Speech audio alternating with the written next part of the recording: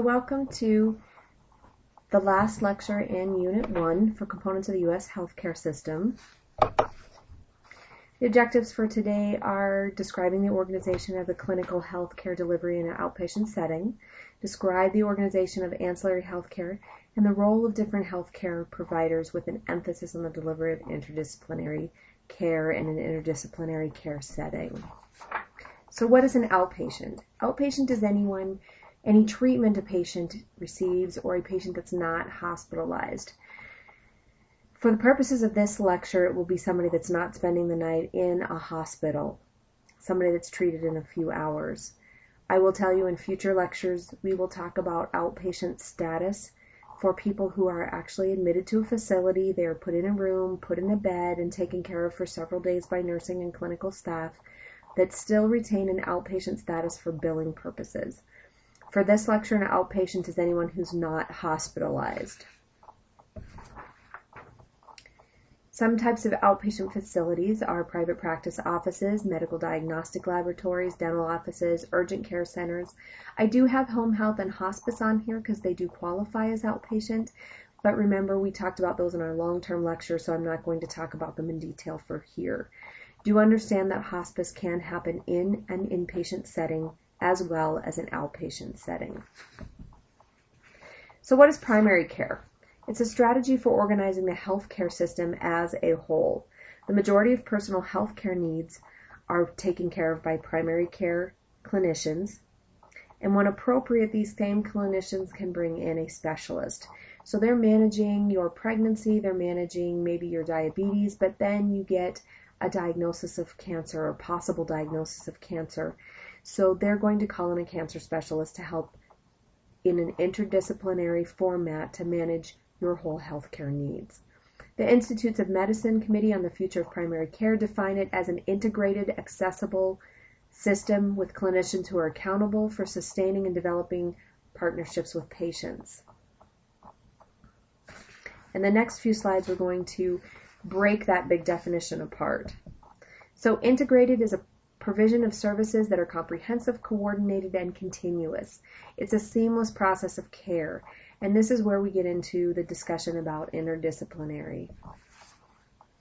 How accessible is it? And this involves everything from the cost of insurance to hours of operation and location and ability to procure transportation. If you were in a situation where possibly you were a single parent with small children, maybe you're trying to go to school and work, and the only time your healthcare provider's office is open, particularly if you have a special need like diabetic care or maybe one of those cancer treatments, they're happening during certain hours, say 8 to 4, and you're in school from 8 to 4, and then you're working from 6 to 9 at night. And in the meantime, you've got to provide child care, you've got to have a transportation that is safe and reliable, particularly in winter conditions. And when we talk about accessibility in this kind of situation, a lot of times the specialty clinics are far away. There are places where people would have to drive 50 to 100 miles one direction to see one of these specialists. And by the time their appointment's made and they've procured transportation and they have childcare set up, they have a reliable vehicle, do they have the gas money to get there? And then they get there, it's a couple hours each way, plus they have to sit there most of the day and wait to see the clinician. So accessibility isn't just about is there somebody that can provide that care. Cost and insurance, a lot of providers aren't taking Medicare and Medicaid any longer, or they won't take self-pay patients. Veterans Administration is another component. We may talk about that later. Veterans Administration patients often have to be seen by a veteran health facility, and currently that is in Helena here in Montana at Fort Harris, and makes it pretty inconvenient for those folks who live in Missoula to have to drive. So a little bit more about what is primary care. These health services, any array of services that are performed, clinicians, the individual who has the education to take care of these people. A patient is the individual that needs the health care interacting with a clinician, and a sustained partnership or relationship has to be mutual expectation over time. You can't just see your physician for diabetes management and not follow the regimen that they are prescribing. It goes both ways. They are obligated to provide you with care and education on how to manage your diseases, and you are in turn expected to follow that care. So accountable care, quality, patient satisfaction, efficient use of resources. There's been a lot of emphasis, obviously, on documentation. We've talked about quality. We've talked about Joint Commission and the Centers for Medicaid Services. Currently, we have complex billing and compensation in place that makes it very difficult. There's a supply and demand imbalance. There's not enough primary care physicians or practitioners to treat the demand for patients that need that type of primary care.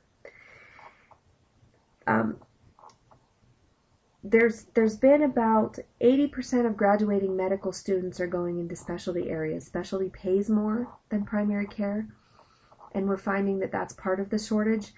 We're not sure if some of it has to do with the cost of financing for education. Again, to be a physician, you could end up with a $250,000 loan, and yet primary care physicians may not make much more than the nursing staff that they're paying after overhead is paid. And if you think about the time they're in the office, a lot of them are working 12-hour days. They're going in early to finish documentation and prepare for the patients they're going to see that day, and then they're often there after hours organizing their office and planning for the next day. So a type of outpatient facility would be a private practice office. It can be a single practitioner or a group of practitioners. It can contain mid-level providers. It doesn't have to be just a physician. And a mid-level provider would be a physician's assistant or a nurse practitioner, which is currently called an advanced practice registered nurse. They can be general or specialty in these private offices, and they can be single or in a group. Retail clinics is the next type of outpatient facility. It could be located in a pharmacy or in a store. Some of you are familiar with Valley Drug in Stevensville used to have a cost care associated with it. They're usually staffed by mid-levels. However, I can tell you that cost care in Missoula is staffed by physicians and mid-levels, both nurse practitioners and physician's assistant. And they're intended to treat minor illnesses. This is when you get a sore throat, common cold, a minor cut, something like that. Urgent care centers are the next level up. They usually are able to treat a little bit more serious injuries. The main difference is they usually have some lab facility or radiological facility incorporated in their building with immediate access to them. It's been very advantageous because currently with that decrease in primary care providers I was talking about, ERs are becoming primary care institutions, and people are spending a lot more time in an emergency department for things like common colds and twisted ankles that could be treated in an urgent care center, and leave the ERs available and the emergency departments available for treating life-threatening illnesses. So an emergency department is open 24/7. I refer to it as an ER or emergency department. It used to be an emergency room because it was an area in a hospital at the turn of the century where patients would be taken that had an acute or a true emergency. I mean, these were people that were coming in during like war times or when the first cars were invented. The types of injuries was very messy. It was usually a surgical room is where they were taken, and as emergency medicine evolved as its own specialty, then these rooms became departments. So some of the rules that are governing emergency departments and why they're being crowded is we have a rule called EMTALA, and what that tells us is that any person that presents to an emergency department has to be treated regardless of their illness and regardless of their ability to pay. In 1996, there were 90.3 million visits, and by 2006, there were 119 million. It had doubled. Most of these visits were for children under the ages of 12 months, and over 13% of those visits ended up as hospital admissions.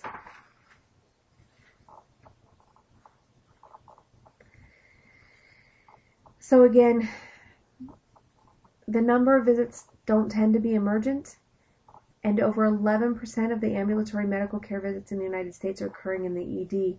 And the other fascinating thing is that these visits are happening between 9 and 5. They're not happening at 2 o'clock in the morning. They're not happening on weekends. They're happening during normal hours that a physician's office or a outpatient clinic of some sort, ambulatory care facility would be open. What it's doing is clogging up the emergency department. It's causing delays in treatment of serious medical conditions. It's increasing wait times. Just the overflow. Aesthetically, it's unsafe to have all these patients out in hallways. And these patients are coming and packing lunches, and in bigger cities, they're staying for the whole day just to be seen because they know they cannot be turned away.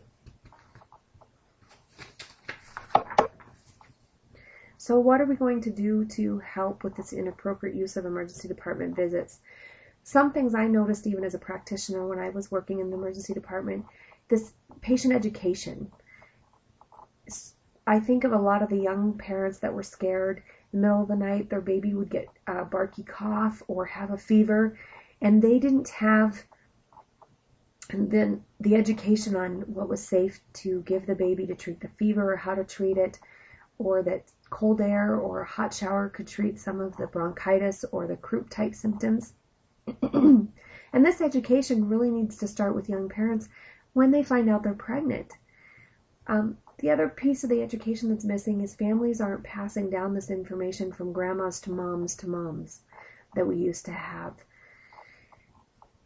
Other things that can be done is the telephone triage system. We're implementing some of that at Community Medical Center currently. It's also, some of you had done some research on self-registration kiosks where you can register before you arrive at the emergency department, and it kind of puts you in a wait line to help decrease the length of time you're actually physically there waiting. There's medical homes, and those are interdisciplinary cares for the treatment of individuals that may have some chronic or multiple disease processes or issues that are healthcare related. Another type is an outpatient surgical center, and these can range from freestanding buildings or be associated with a hospital.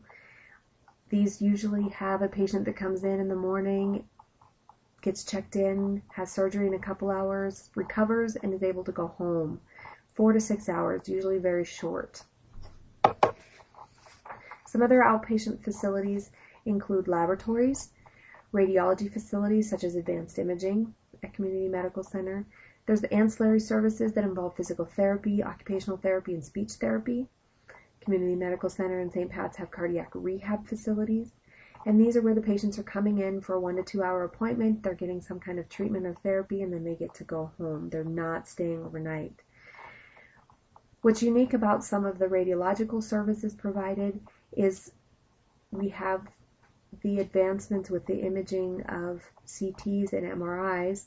In addition, we have invasive procedures that happen with radiography, and those kind of go between surgical and radiology in an outpatient setting. So they're inserting a device, or they're inserting something into the body to find out what's going on, or doing a procedure that isn't quite up to the level of surgery and or needs radiographic guidance. So they're taking images to help them guide wherever it is, the device that they're using. So in summary, outpatient care is synonymous with ambulatory care. You'll hear that when people talk about ambulatory EMR implementations. They're talking about these outpatient areas. Primary care is the first in the relationship and healthcare delivery system as defined by the IOM, Institutes of Medicine. It consists of many different types of healthcare providers. Primary care is in jeopardy. We are not only not having enough physicians in general, but we're not having enough primary care providers, whether that's mid-levels or physicians. Emergency departments and urgent cares are acting as primary care, and it's increasing the cost and depleting resources of healthcare that we do have here in the United States. And other ambulatory care includes surgical, radiological, laboratories, and other therapies. So take home these key points. There is an assignment.